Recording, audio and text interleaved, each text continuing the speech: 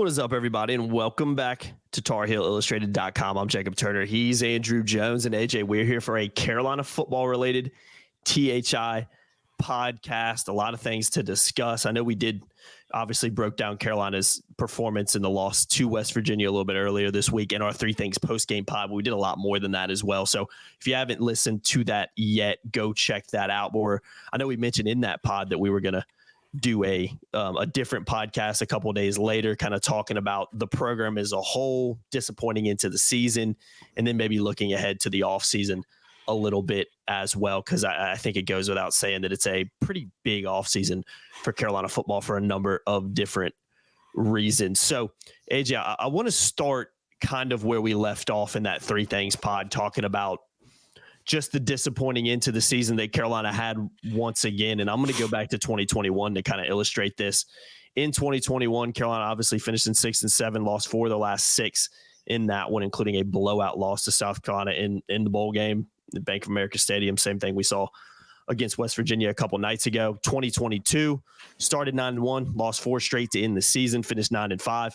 And then this season started 6-0, and then finished the season 2-5, 8-5 overall, only 1 win over a P5 opponent, and that coming in, a double overtime to Duke at Kenan Stadium. So it goes without saying, I've said it many a times, but I think, and I believe from talking to Carolina fans, I think you'll agree with me, a lot of the frustrations around the program center around this, the really positive starts to these seasons that Carolina's had, and just how they've, to steal a term you have used, AJ, have fallen off a cliff in these seasons for no real rhyme or reason. So I want to start here, and then we'll move on to the offseason. So, I mean, AJ, how do you explain, again, 6-0, finish the season 2-5, and you're only beating 1 Power 5 opponent in doing that? It's not very good no matter where you are, in what program.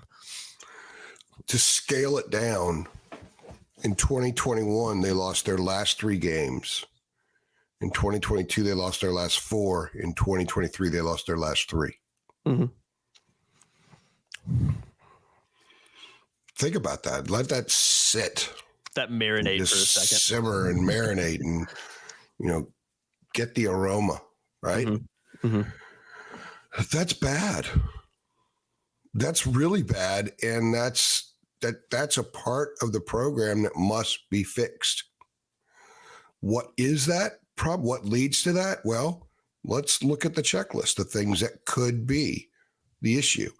Number 1, they're not developing enough players, so depth gets depleted with injuries, and they find themselves playing certain guys a little bit more later in the year that maybe aren't ready yet, or they're not trusting younger players. For example, why was DJ Jones getting all those snaps against NC State instead of Caleb Cost after we saw Caleb Cost play there tonight and he was really good? Mm-hmm. What is the staff not seeing in practice? I know it's hard. I know sometimes guys get on a field in the game and the lights are on and they're different players. I get that. I've been around long enough. I understand that. But they tell us they want to get these guys in the game and it doesn't happen. So why? We were told by Gene Chizik last week that Trey Miller was going to play in the bowl game. He never got on the field. And they tell us this during the year, so they don't get these kids on there. And they always say we should have played such and such more. So I think the developing depth during the course of the season is something that must improve. And I bet you they will acknowledge that. Mack has said it to a degree before, but that's partly why a team is not as good at the end as they are early, because they're not as complete because of injuries. Okay, that's one thing. Number 2, it makes you wonder about strength and conditioning. Mm-hmm. They wear down. They're not as strong. They're not firing off the ball November 15th like they are September 15th. Now, in a lot of ways, every program probably suffers some of that because of the attrition of the season. But if that's the case, I think that they must drop off more. Because if you look at these 3 years, what fell apart most late in the year? The defense. The defense at the wrong time, giving up the drive at the end of the half against West Virginia. 6 plays, 63 yards, 27 seconds. That's inexcusable. I don't care if the other quarterback made good plays. You're not supposed to do that. You're supposed to bow up. Mm-hmm. And they don't bow up. And I asked Mack on Tuesday, we had the Mayo Bowl media day in which there weren't a whole lot of media there. basically 2 outlets that cover UNC, and we were one of them. And I asked Mack if strength and conditioning was one of those things he was going to address, because he was talking at length about addressing the defense after the season. I have a piece on our site Friday morning about that. And no. Strength and conditioning is not an issue. Okay, so maybe it's not. He says it's not. We should take him at his word. The next thing would be the scheme. And I think thought of this really as both sides of the ball, because the offense scored 50 points the last 3 games of the year. Drake's last 2 games, they scored 20 points. Mm-hmm. The scoring dropped. So did the scheme not adjust and evolve enough during the season where it was easier for defenses to know what Carolina was doing? On the other side of the ball, you saw a defense that started out well and really got bad toward the end of the year. And is that because they didn't adjust enough and continue to disguise things to where the offense had a hard time picking up what was there? I don't know. I think that's a legitimate question. And that's one that Mack is now. We're recording this Friday. So I imagine now he's beginning the process of figuring that out. Maybe he already knows. Maybe he already knows what's going to happen. I can't imagine with his knowledge and understanding, he doesn't see that. So that's the third thing. The fourth thing would be, how does this staff motivate during the course of the year? How do they keep things fresh? How do they keep players on cue during the course of a year? Does the staff get tired? Does the staff say just the same thing over and over again? And after a while, guys they hear it, but they don't listening to it. There's a difference. Mm-hmm. It's not sinking in. Who knows? And the fifth thing would be the leadership within the program on the team. Is the leadership good enough? Are they developing leaders? Are they allowing kids enough freedom to become those leaders? They talk about the leadership council. Mack talks about player-led teams, and I do think they've had some really good leaders. But I think there have been moments in the season where, for all the leadership we were told this team had, you look out there and you question how much there was. Where was that leadership again at some point during Virginia? Where was someone to smack the living hell out of Fannies that game? Say, let's go. Let's rock. Let's get this thing done. We can't let this happen. Mm-hmm. Where was the leadership to stop the tsunami against Georgia Tech? And the same thing nearly happened against Duke. I know. Drake made a play. I mean, think about it. They would have lost their last 6 games to Power 5 teams this year had Drake not pulled one out of a hat against Duke. Mm-hmm. And that was a Duke team with a 3rd-string true freshman quarterback that Carolina should have put away and didn't. Mm-hmm. So those are 5 questions. You know, talent development. Maybe they brought in a lot of high-end talent. A lot of it's gone. When people talk about, well, Mack's recruiting classes are outstanding, they should be better than this. Well, a lot of those guys aren't there anymore. That's the way college football is these days. That whole Virginia to Chapel Hill thing is pretty much dead. Those guys are gone. Non-existent now, pretty much, yeah. There are a lot of things here. So we could get into some of these specifics, but the other thing is, I go back to scheme. I go back to the lack of effectiveness on blitzes. When you go look at production other quarterbacks have had this year, Carolina hasn't blitzed a ton, not as much as I think Gene would like to, and they haven't had a whole lot of success, productivity on the blitzes. They've allowed a lot of big plays, a lot of touchdowns, a lot of success. I don't know. These are things that Hall of Fame coaches being paid gobs of money are supposed to figure out. And Mack told us that basically the focus is going to be defense. But to me, there's a lot of things to look at with the program. Mm-hmm.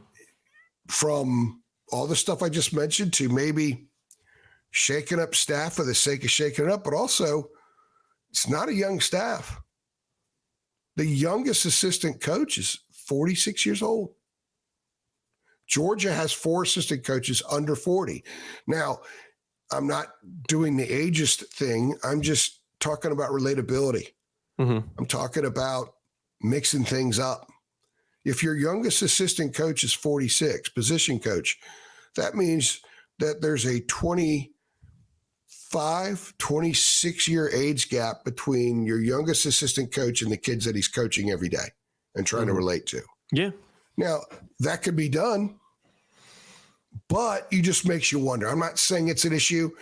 It's just on the table. I think right now it's fair to put everything on the table, to be honest with you. Yeah. Because including the good things, I don't want people thinking this is just negative city here. Including the good things, this program is so much further ahead now than it was when Mack and Sally walked on that disheveled, beaten up field the day that he was introduced as head coach.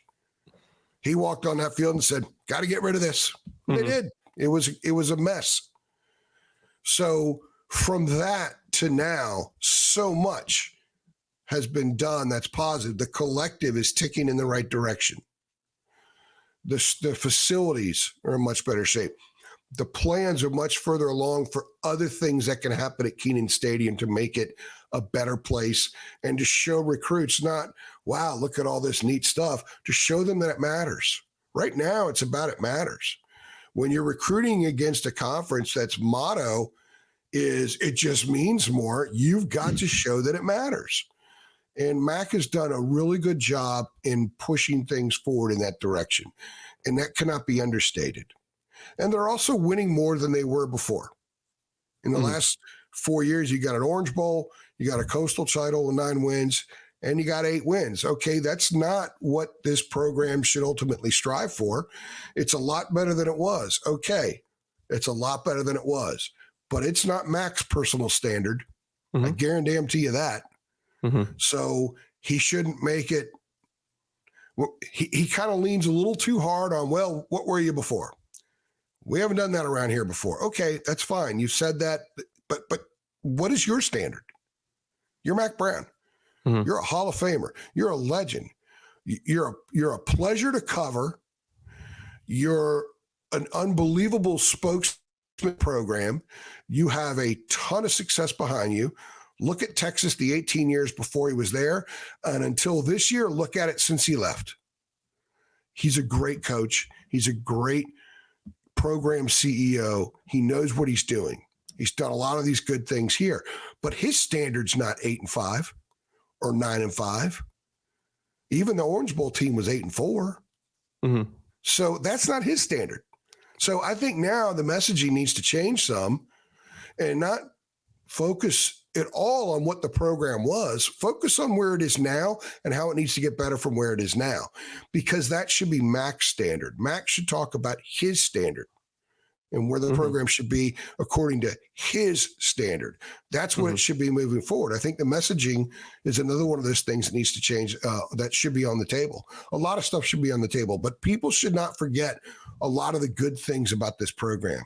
And I think they're figuring some stuff out in the portal, and I think they're going to be very creative in the portal, and they're going to bring some more kids in. I think fans will see improvement through the portal. I really believe that they're going to do a good job in the portal here. They did it a year ago, and I think they've learned even from then on how to allocate cash, if you will, and how it helps you in the portal. And I think they've already done that. They've been very creative with some of the kids they brought in so far. So I think there are a lot of good things there, but they've got to fix some stuff, because I don't think Bubba's not going to fire Mack. So people want Mack fired. It ain't happening, and it shouldn't happen. But some stuff needs to change. And at 72, Mack needs to sit down and say, okay, we really need to change this stuff. We need to make some significant changes in the program. We need new voices. We need new vitality. And I need to implement my personal standard. And Mack Brown's standard is not 8-5. It's not. He needs to personalize it even more and forget about what happened in the past. And I also think one last thing, he should have, I wouldn't say he should have, but I think it would have been smart if he would have, when he was asked about the crowd the other night, it would have been pretty smart if he said, you know what? I get it. I understand why people didn't show up. when you have the close to the season they've had for 3 straight years, I get it, man. That wears people out. Oh, yeah, of course it does. That saps their enthusiasm. You have to acknowledge. Don't push against it. Don't say it is what it is. So, you know what? I get it. And it's our job to make them motivated to come see us play. Mm-hmm.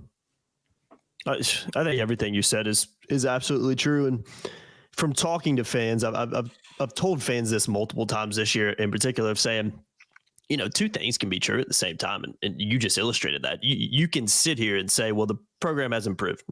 Of course it has, since Larry Fedora left. I mean, come on, guys. As Max say, come on, guys. It's not. Come on, man. Yeah, come on, man. Like it is. You know, and it's in a lot of areas that the average fan may not see. Yeah. The guy that tunes in on Saturday. Yeah, exactly. They're not really going to see it. But trust me, some of us who are around all the time see this and know this. And I think the hardcore fans know it as well. There are so many things about the program that are in much better shape than when he took over. And it's can be attributed to him. Of course. It has to be. He's the head coach, absolutely. Yeah. And he is capable of taking the next step. But I'm going to emphasize his personal standard. It should no longer be what North Carolina was for a quarter century in between Mack Brown eras. It should no longer be about that. Who cares? It should be about Mack's standard. He's 72. His standard is here. It's now. And it's not 10 years from now. It's right now. Yeah, and that's, again, 2 things can be true, right? You can say the program's improved. It has. But you can also say that the way, especially the last, you can throw 3 years in there, but I'll focus on the last 2 because they're more top of mind, have ended, is not acceptable. You start 9-1, you lose 4 straight, you finish 9-5. It's not good enough, especially some of the games that they lost. You start 6-0, you go 2-5 the rest of the year. It's not good enough. Carolina was a good football team at 6-0. I go to my grave believing that. AJ, we stood on the field after the Miami game talking about it. Well, this team's got a chance to be pretty good. Now, did Miami end up being a very good program? No, they're a crap show too right now. But Carolina was 6-0, had a lot of things going positive for them, and we saw it on the field. There were tangible things you could say, this team has the potential to do good things, and the program was talking about it as well. It wasn't just the media making it up. And then they fall off a cliff again. That's unacceptable from a program. And like you said, AJ, you're talking about Mack Brown's standard right now. You can't tell me that that's acceptable for a Hall of Fame head coach. You can't. And that, to me, is why a lot of the fan base has, I'm going to use the word checked out. We talked about it in the spring of last year, how weird of a spring it was. Well, there's just not a lot of hype around this team. They got a lot of good parts coming back. They got Drake May. There's a lot of good guys coming back on defense. People, and then, as the season gets closer, as they always do, people start believing, and then Carolina starts winning some games, and they're 6-0, and people are really believing it. Top 10 ranking. Oh, yeah, this team can do it. And what do? They do exactly what they did the year before, if not worse. Right? Worse. They lose to the rival in NC State again. It was worse. Yeah, they lose to the rival NC State again. They don't even show up for that game, really. I was on the field. I can say that.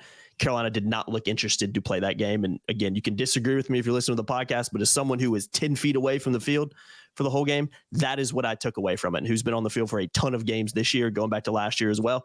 It just didn't feel like a Carolina team that wanted to play that game. Their performance reflected it. And their performance reflected it. And the scoreline reflected it. That, to me, is not acceptable. And I know it's not acceptable from a fan perspective, and I know it's not acceptable from Mack Brown's perspective. I mean, come on, guys. He's a Hall of Famer for a reason. You think he's sitting here like, well, a lot of teams would kill to be 8-5 right now. No, not from where you started. I know that's not acceptable from Mack Brown's perspective. So you pointed out a lot of these things that need to be tweaked and need to be changed and need to be improved. Or looked at even more closely. Just evaluated and figured out. Yeah. Like special teams. Yeah. You can't. Mm-hmm. You can't. And I didn't ask the question tonight just because they had a punt return the other night. Mm-hmm. They've had a kickoff return for a touchdown, a punt return for a touchdown.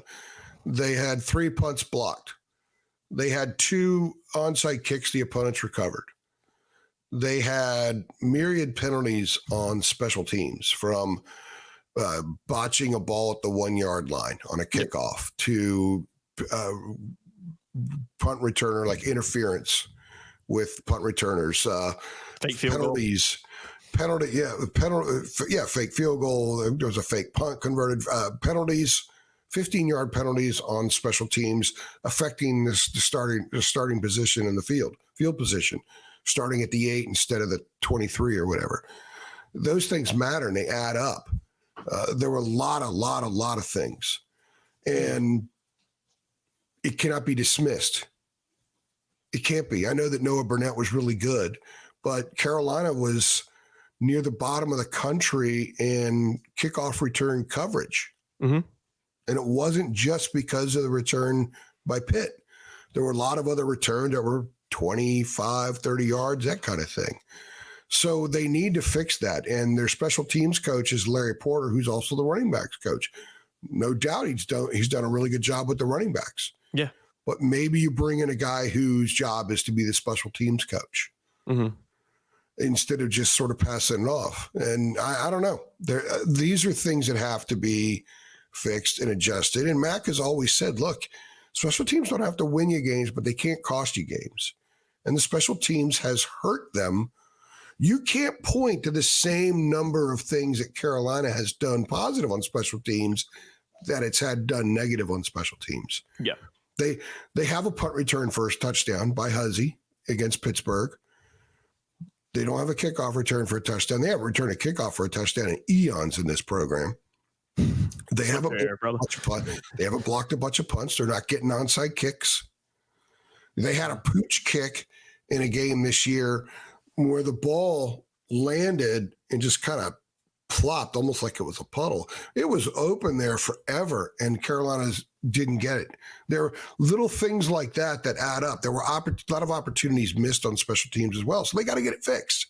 Mm-hmm. They got to get all that stuff fixed. We're not making stuff up. And I know sometimes some people who maybe have a lean on the staff or want to defend the staff, they need to understand, and this is something I've always told coaches I've covered, is that we don't create what we write or say. We just don't pull it out of thin air. The teams that we cover dictate what we write and what we say, how they play, and what they say about how they play. That determines what we say and what we write. So we're just speaking truths here.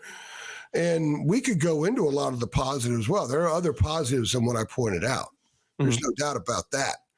But I think right now, in order for this program to live up to what Mack Brown's standard is, the positives are fine, but you got to focus on these other things. You got to improve special teams dramatically. The defense has to be better and consistent. They were really good in a stretch the other night, but you give up a 75-play touchdown the first play of the half of the game, and then 6 plays, 63 yards in 27 seconds for a field goal at the end of the half. That's fine. You could win a ton of snaps in between, but you gave up 10 points there. Mm-hmm. And if you're going to contend for significant things, which is the mission of the program, you don't see the other clubs that contend for significant things having blotches like that on their defensive resume. Mm-hmm. You don't, especially on a night where the defense has to bow up because the offense wasn't going to score much. Mm-hmm. There's so many things we could analyze, but it really is a wild one. And I want to look ahead real quick because we've kind of listed the issues and some of the positives as well with the program after this season. And again, fans might have more negatives, fans might have more positive. That's totally fine. But I think these are the big hitters that a lot of people are talking about. So you move that into the offseason and say, okay, these are the problems. This is every good coach, every good program does this. Again, you focus on your positives, try to build on that, but God, you got to focus on those negatives. And you got to get those fixed. So you want to go forward as a program, and you want to take that next step, which of course Mack and his staff wants to do. I don't think they want to go 8-5 again next year. Call me crazy, but I don't think that's what they want to do. So how do you get there? Okay.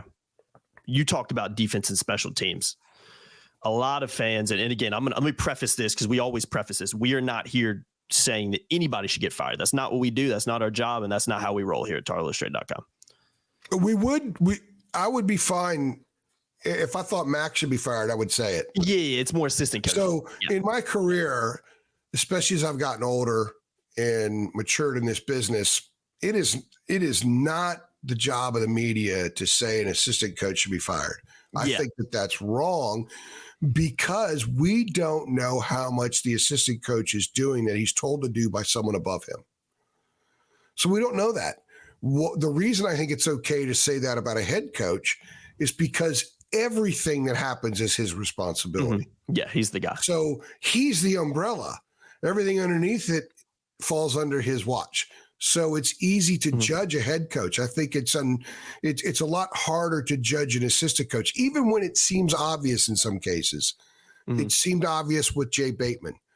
It seems like it's getting close to obvious with Gene Chizik in some ways. But we still don't know. We don't know if there's a tug of war in that room about how often you blitz. That's true, yeah. Maybe one coach says, we need to blitz more. And another coach might have a little bit more power says, no, we haven't had success with it, so we need to pull back. That tug of war could go on every week. We don't know that. Because of that, I cannot go so far as to say this assistant coach needs to be axed because we simply don't know. But we do know about the head coach, to clarify. Yeah. And by the way, I want to say something real fast before you go on with what you were saying. I do think a very important thing to understand right now, and this should give some optimism to people. I think the baseline of the program is 8 wins right now. 8, 6, 9, and 8. So when Mack sits down and he puts all this stuff on a massive table, and should use one of those big conference tables on the 4th floor of the Keenan Football Center, because there's a lot of stuff he's got put up there. He's putting it up there right now. He should almost approach it like he did when he took the job 5 years ago and put everything on that table and kind of figured out, okay, we need to hit this, and this right now to move forward. He needs to do that, and I assume he probably will, but he's doing it as an 8-win program as his base.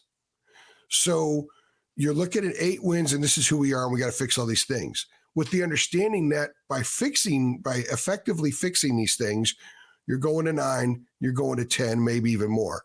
So that should be reason for optimism for Carolina fans, because right now, if you're going to do this full on open up the cavity and let everything pour out, kind of look at the program, you're doing it from a position of strength. 8 wins is still a position of strength. Historical standpoint for this program and where it was when Mack took over. So that should lend optimism that, okay, if this gets trimmed and that gets trimmed, you're moving this thing forward. So you're moving it forward beginning from an 8-win standpoint, as opposed to the absolute mess when he took over 5 years ago. So that's why he is the guy for the job right now. That's why he should not be terminated like some people think, which is a very emotional reaction, because nobody understands everything that's going to be on that table more than Mack Brown does. His history says he knows how to fix it because he's done it every time. And he's even done it here this time. And he understands the intricacies with each one of those items on the table better than anybody on the planet. 1,000 times better than anybody on the planet. He understands it better than Bubba Cunningham. He understands it better than those 6 to 10 boosters he talks to. He understands it better than all of us media who cover the program, 1 trillion times better. He understands it better than the TV commentators who pop in to cover a game who don't do their research. He understands it better than the most vocal people on Twitter and on the message boards for the various sites that cover the team. He understands it better than the vendors at the stadium, than the photographers who shoot the games. He understands it better than everybody combined, which is why he's the guy. But he needs to do this. This needs to be a full-on, let's go through everything and sort through it kind of deal. Roll up them sleeves, man, and get at it. And he's doing it starting from an 8-win foundation. That's the base. So that's a position of strength, in my opinion. Of course. Yeah, of course. That's a great point. And again, there's 0.0 guarantee that cleaning house and bringing in a whole new staff improves anything. And I just think it's a lazy thing to say. And it frustrates me when fans just come out and say, we'll just fire everybody and we'll restart. We're talking about history of the program here. What do you have there to believe that A, you can go out and get somebody better, but B, that person who comes in is going to change anything, maybe get this program to an 8-win standard like Mack has. Again, that next step still needs to be taken. That's Mack's stated mission when he took over the job in November, 2018. He wanted to get it back to where he left it, AJ. He has not done that yet through 5 years. Doesn't mean it can't be done, but I think that's what we're kind of talking about in this pod is, okay, 8-win let me base. reiterate as well. Step? Yeah. And just, I'm going to address this because you just said it and people are talking about it. North Carolina right now, as a member of the ACC, with all the uncertainty floating out there, is a different job than it was when Mack took it. Yeah. Now, it's still a very good job. I think it's an underrated job. And part of the fact that it's a good job is the fact that North Carolina very quickly gets overrated in football because it has a brand. And there are still people voting that remember that it's been very good at times before. And it's produced dudes. And I think the Mack factor helps it get overrated because people from afar who don't pay attention every day and nitpick have tremendous respect for him, as they should, because he has been a great college football coach. So that's there. But with the ACC situation being what it is, I don't know how many people would just run into this job and say, man, I could sink my teeth into that for 15 years. I think you would get some guys to take it that are younger, but man, the first 10 or 11 win season, there's an opening at Arkansas. They're paying twice as much. That's where the guy goes. Yeah. So you have to be careful. You have to be careful right now. They're in a period where there's some stormy seas that the ACC is on right now, with North Carolina being a very important part of that. So wouldn't you rather have a guy who's crossed the sea back and forth many times at the helm steering the ship while he's trying to improve everything? I think they're better off with him there right now during these times than anybody else that they could go get. Could go get. That's the key. A lot of people have fantasies about who you could hire, but I'm talking about who they could get. So people need to pump the brakes from that. Unless Mack decides he's done, that's not happening. He's not getting fired. No. Bubba's not going to pull him into his office and said, Bubba might pull him into his office and say, you know what? You got to do better than this. You can't close the season this way. And Mack would look at Bubba and say, I agree. Of course. You're right. Yeah. Yeah, there's no doubt about it. I mean, I'll keep saying you have to be a rocket scientist to look and analyze how the last few seasons have ended and be like, well, that's just not good enough especially where they started. So AJ, we've talked about kind of we looked back a little bit. We kind of talked about maybe the issues, some of the positives around the program, because there are both. Let's talk real quick before we wrap this up. I want to look ahead to the offseason a little bit, especially kind of the immediate future in the offseason. Next, we're recording this late December. What do the next few weeks look like? Because I know staff changes were not going to be made until after the bowl game regardless. I know the transfer portal is wide open. Carolina's landed a few guys. I don't know if I want to ask you this question. I'm going to do it. Do you expect anything shakeups? Do you expect there to maybe be some changes behind the scenes? Because I think the reason I'm asking you is because I know the fans expect it and are almost demanding it at certain positions. And when you look at these consistent themes that we've listed, especially with certain position groups and certain sides of the ball, it seems like it's not getting better. It seems like whatever is being tried over there, it's not working. So fans automatically, they say, well, you got to make a change. And I think that's a completely rational way to look at it. This is not being improved. This person's not doing their job maybe correctly in their eyes. You can look at the stats and look at the performances to prove that. Something's got to give, right? So I'll ask you that first. If staff changes are going to happen, it seems like it would happen sooner rather than later. Do you expect any shakeups behind the scenes? Well, the arrows are all pointed at Tim Cross and Gene Chizik, and I would be remiss I would be derelict of my duty if I didn't point out the fact that there have been improvements on defense. There have been some significant ones. Sack numbers, TFL numbers. The pass efficiency defense has improved tremendously. Their grades with getting conventional pressure on quarterbacks has improved. They're actually better against the run than they were last year. Mm-hmm. There isn't one statistical area in which they got worse defensively. With their ranking and with production, there are still some alarming ones. And that's also looking at the 13 game aggregate. The second half of the year, when you think of the second quarter against Georgia Tech and the fourth quarter against Georgia Tech, that was abysmal. That was deplorable. The fact that Virginia was able to control the game, the defense was not able to get off the field, force a turnover, get that sack that jars the ball loose, that changes the game around and gives the team a juice injection. The defense didn't give the team enough juice injections this year. I think that was one of the problems. They were much improved in the number of turnovers gained this year, but there was not as much electrifying stuff. The defense didn't score any touchdowns. When was the last time a defense scored a touchdown in this program? Couldn't tell you. Was it the pick six in the bowl game against Temple? Right in front of you? Yeah, Storm Duck. It was Storm Duck. Yeah, you got all those photos. That was very well photos you got. It very well could be. That might be. I mean, I have to rack my brain. So if we're going to be fair, we have to point out that there have been improvements. I do think that Ted Monachino spending a year with Tim Cross had a positive effect. And Monachino is going to be gone. He's looking for an NFL job. Christensen could very well be back. In fact, Christensen was part of why Max Johnson ended up at Carolina, and I have a piece coming out about that where I go into detail about all the things that brought Max Johnson to Chapel Hill. But yeah, the defense made improvements, but it was awful at times. It needed to not be awful.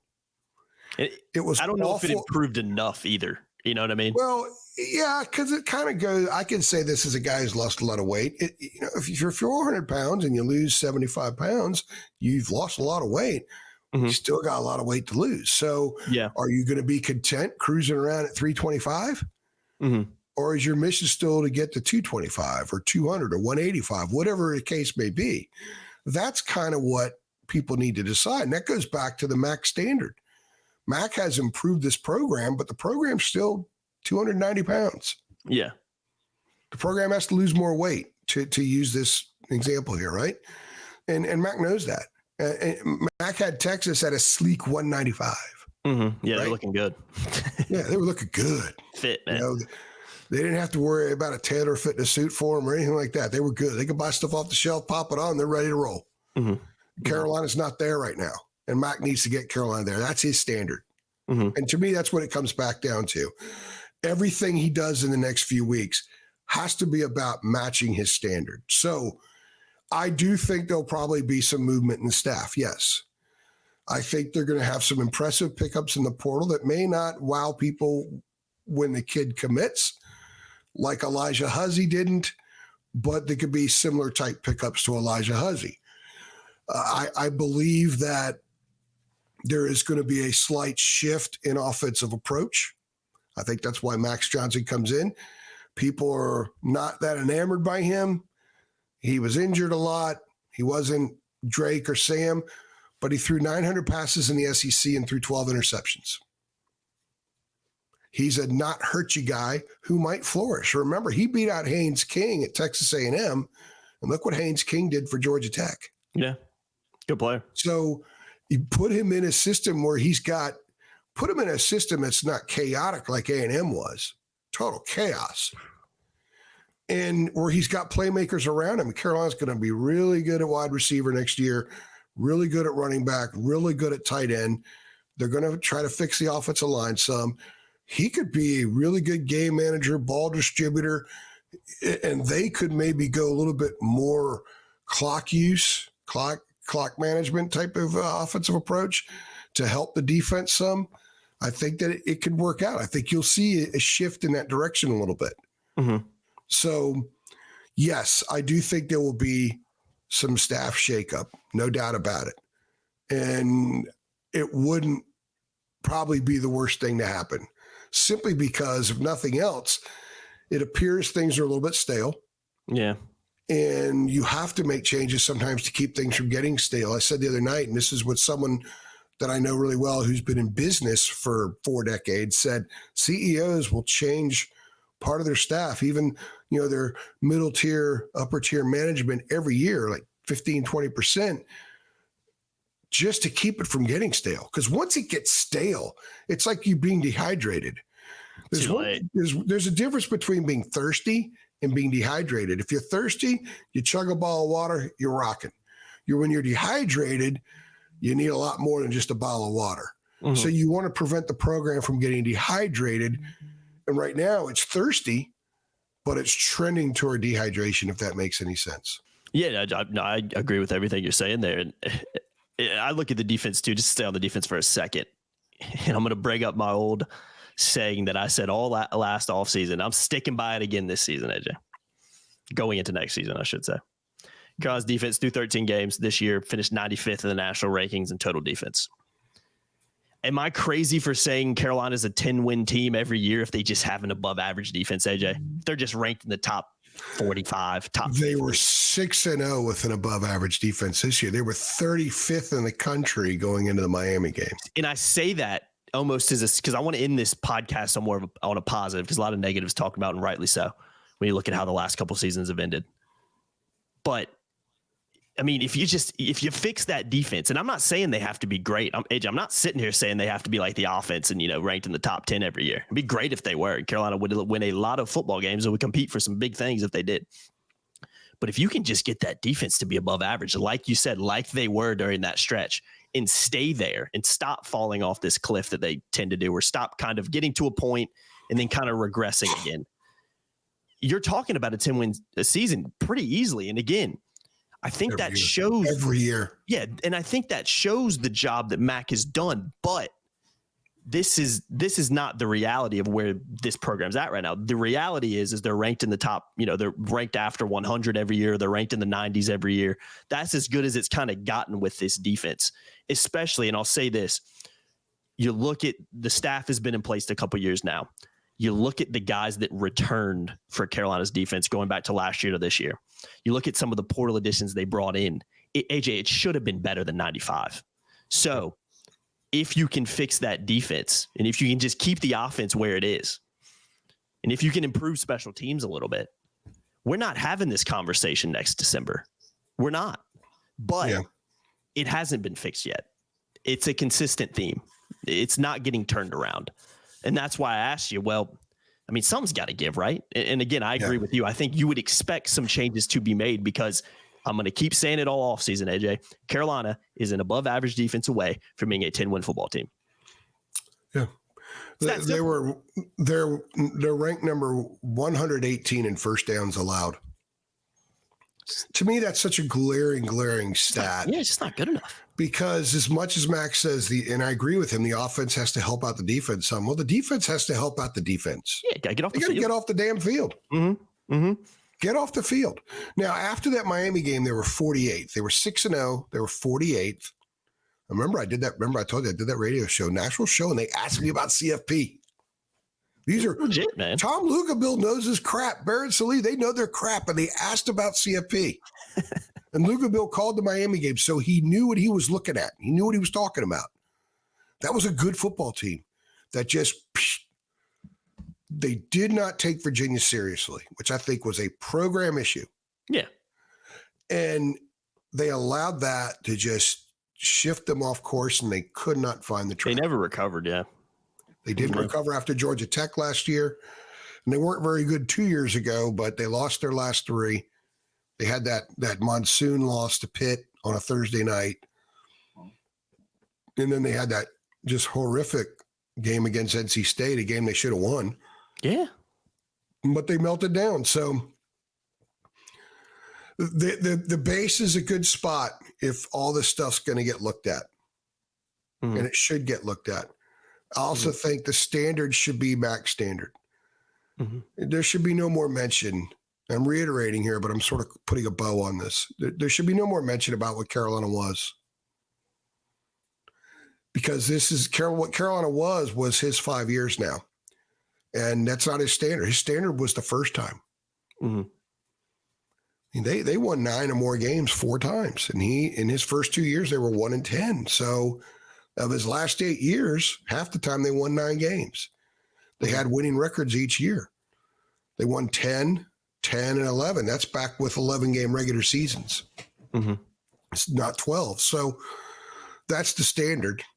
And that's what should be his measuring stick, not just personally, not within that room with the staff, but publicly. Yeah.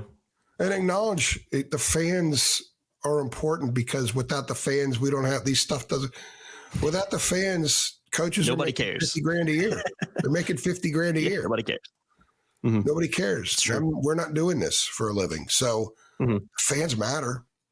Now, the craziest ones are and the most pissed off ones are usually the loudest ones. It's sort of the running joke with the newspaper industry or the news industry. No one ever puts on the front page that all the planes landed safely the day before. No, that's not how it works. It's the one that crashes that makes the front page. So that's the same way with how fans react. People aren't going to, they're not a lot of defenders for Mack out there, A, because they get shot down on social media because it's a cesspool of insanity for the most part. But it's not like their complaints are without merit. Let's put it that way. No, like I learned in one of my journalism classes in school. If it bleeds, it leads. AJ, that was one of our sayings that was hammered into our heads. Well, I forgot what class it was, but I think when you lose your last 3 games, you lose your last 4 games, and then you lose your last 3, and part of that's 5 of the last 6 with the one win we noted. That's a bleeding artery once November hits. Yeah, and that's why it's being talked about. Yeah, so it is bleeding, and we are talking about it. Yeah. Last thing, and Mack, let's go. Let's have fun. And Mack is the master surgeon. He's Dr. Dreamy on ER. Yeah, he's got a quarter. He's supposed to, and the reason I call him that is because that's what my wife called him. She was just infatuated with that dude. Yeah. Patrick Dempsey. A lot of women were. I know. Which by the way, his Can't Buy Me Love is a great movie still. I'll have to check that. I don't think I've seen that one. It's great. Ronald, he's a nerd. I had her watch the movie. So remember, Dr. Dreamy was once a nerd in a movie. Yeah, exactly. Anyway, we're going off rails again. No, but you're right, though. He's the surgeon. But Mack's Dr. Dreamy. So he's got to fix the damn thing, right? Yeah. That's what he gets paid the bid bucks to do. That's why he's in charge there. And again, I want to end it on a positive note real quick. We'll just hit on the portal for a second. Already picked up a handful of guys. We talked about that in the football show last week, so we're not going to rehash that. Expect some, it kind of goes without saying, but expect a lot more additions in that portal, you would think, with just the way this thing goes. O-line, D-line, running back. That's what he said are the priorities. Yep. People are saying, well, they need a guy who can cover. They got guys who can cover. They're going to be strong there with Hudzy and Allen next year. Boykins should be healthy and back at strong. We saw what Caleb Koss could do. I am a huge Stick Lane fan. I think they're going to be solid at safety. Will Hardy should be healthy. He was banged up all year long. We never really saw what he is. They're going to be in solid shape at linebacker. I like some of the kids coming in. I think that the future at linebacker is very, very bright. Amari Campbell was good the other night. At times, he was damn good. Power needs to learn to play the pass better, and he'll work on that. If Power could improve 15% on how he plays a pass, he's an NFL linebacker. So they got to shore up both lines of scrimmage. That's where it is. So got to get dudes in there. Got to get dudes who can be coached. I think they're going to be in solid shape with Pounds. Pounds has a whole off season to watch a ton of film and get his body even better. Willie Lampkin moves over to guard. So those are 2 spots that they're in really good shape. They love R.J. Grigsby in the program. So R.J. Grigsby, he was banged up, missed a lot of practice reps this year, gets a full off season now. We'll see where he is. It'll be very interesting to see where some of the other guys, Trevion Green is someone that they love too. How does he progress? How ready is he? Malik McGowan, where is he in this process? Where is Zach Rice in the process? Zach's been injured. He didn't dress for the bowl game. What's his future at North Carolina? So those are questions that have to be answered, but they're going to bring in other dudes. You have to have a lot of bodies on the offensive line because there's more attrition there than anywhere else in the field. And defensively, there's some decisions that need to be made about some futures. Maybe by the time this podcast runs, some of those decisions will be made. Yeah. Des Evans and Kevin Hester can both use their COVID year and come back. Will they? Now, I think the staff would be happy to have them both back. Des, for a while this year, looked like the light went on and he was really good. He kind of slid back a little bit second half of the year. Hester is a guy who is still, his trajectory is still like this. He only played 1 year of high school football. I would think they would love to have him back because they lose Fox. KBJ has already transferred, and he wasn't playing a whole lot anyway. Travis Shaw played 6 snaps in the bowl game. The bowl game would have been an opportunity, especially once that thing started getting out of control. But throw Travis out there, just give him reps. Yeah. But there's a reason he got 6 reps. He got 5 against NC State. He is not yet what people projected. That is entirely incumbent upon him. It's not Tim Cross's fault. Travis needs to make the changes to progress the way he needs to progress, period. And the people in the program believe that if the light fully goes on, if the stadium lights and Travis Shaw go on, he's an NFL player. Yeah. But the stadium lights have to go on. So a lot of times people get on the coaches, but sometimes it's the kids. And I'm not dogging Travis here. Travis is not unlike 99% of the kids that go to college to play football. They got to figure it out. It takes time to figure it out. Mm-hmm. You got to get your body right. You got to get your mind right. You got to get your tolerance for pain right. You know, Mack will tell you, or a lot of football coaches will tell you, there's a difference between being hurt and injured. Mm-hmm. Hurt, play. Injured, can't play. Period. Mm-hmm. And I'm not singling out Travis. There's a lot of guys that are like that. So he's not unlike a lot of others. He just now is burdened with being a 5-star coming out of high school. Maybe shouldn't have been a 5-star. We don't know. Mm-hmm. But he will be at a crossroads in his career at North Carolina here pretty soon. Mm-hmm. And if he ends up with the stadium lights going on, whoa. Because I'll tell you, the other night, I actually pulled out the binoculars. Being a bowl game and a modified exhibition, I spent a lot of time watching the game through my binoculars, which I never do, because I was watching individuals. I watched Caleb Koss for a while. I watched Amari Campbell for a while. And I watched Travis. And Travis was on the field for 6 plays. After the 5th play, I think it was an incomplete pass or something. There was a penalty that was coming back, and some of us were talking in the press box, but Travis looked like he gassed. Mm-hmm. I mean, he looks like he had just walked across the Sahara. And he gets down, 4-point stance, next play, and bull rushes the quarterback. He ate up 2 blockers and damn near a third, and forced a quick release. The quarterback didn't have time to check down. That was Travis's last snap, and it was a great snap. And if he can become that guy on an almost every snap basis, he's an NFL player.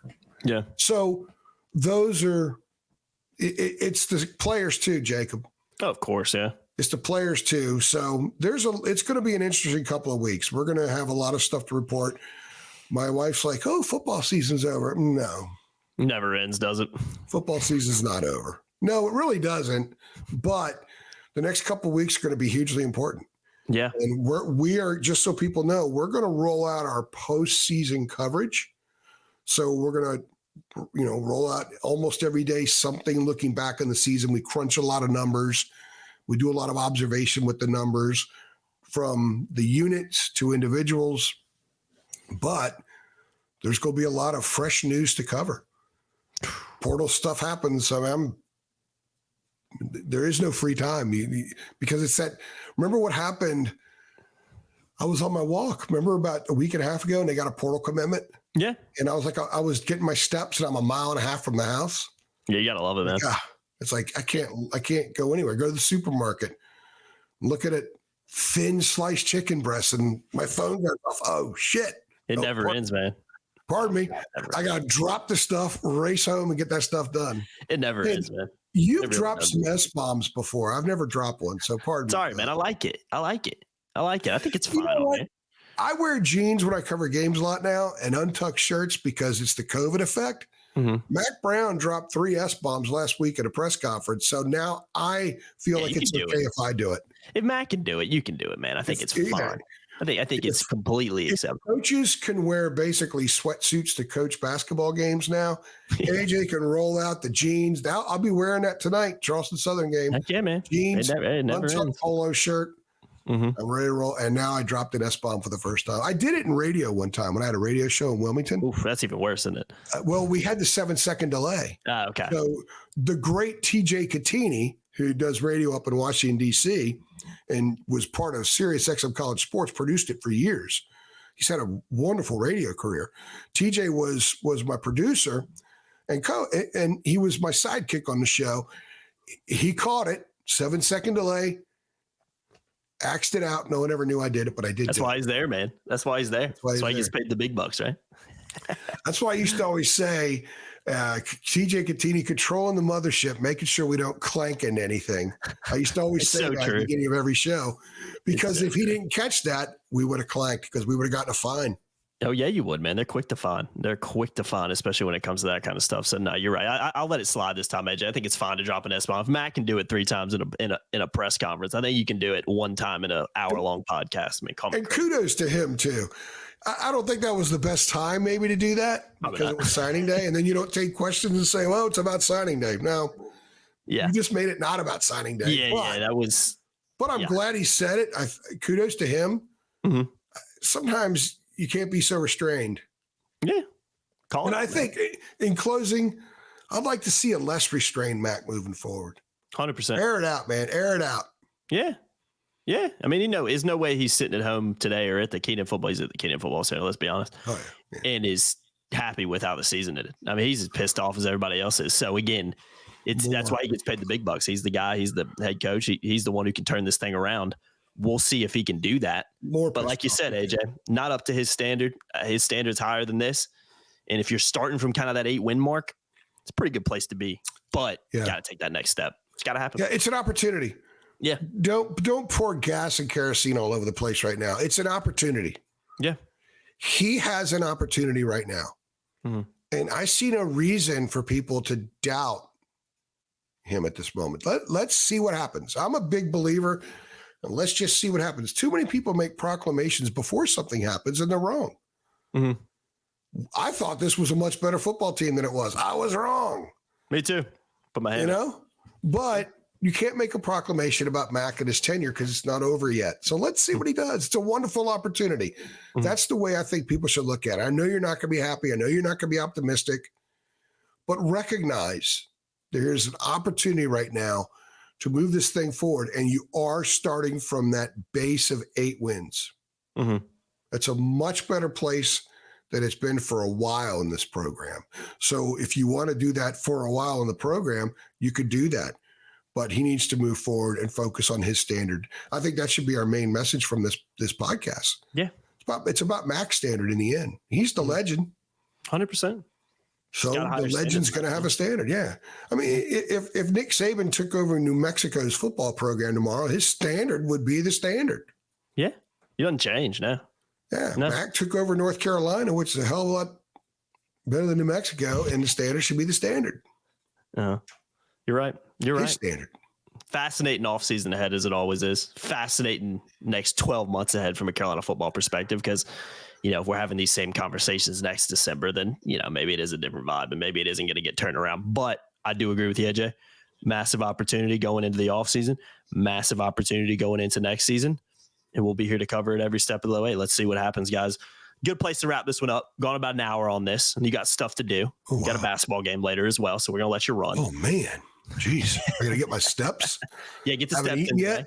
Make sure I got to get my steps. I haven't eaten yet. I got a couple of, by the way, we met with 6 of the kids that arrived early already for practice before the team went to Charlotte in the class of 2024. So we've rolled out Janai Norwood, and we have 5 others to roll out. So we're going to do that here in the next week and a half or so before the early arrivals show up January 7th or 8th, and classes start January 10th or 11th. Mm-hmm. So we got a lot of really interesting stuff. We got a lot of variety, and we are also going to announce a new staff edition coming up pretty soon. Exciting times, man! Exciting times for Tar Heel Illustrated. It really is. Very excited about that. Yeah, keep it locked, guys. Sign up $8.33 a month and get a premium subscription. Links in the description below. You can be a Carolina insider too. So many perks of doing that. So much more information you get, and you also get to join our awesome community and chime in over there as well. So again, links in the description below. Just $8.33 a month. I've been Jacob Turner. He's Andrew Jones. Appreciate y'all watching as you always do. Make sure you like, share, subscribe, hit the notification bell too. Basketball season in full swing. Ton of other football content going to be coming out too. So if you want to know every time we upload, just hit that notification bell below. Thanks for watching, guys. See y'all next time. Thanks.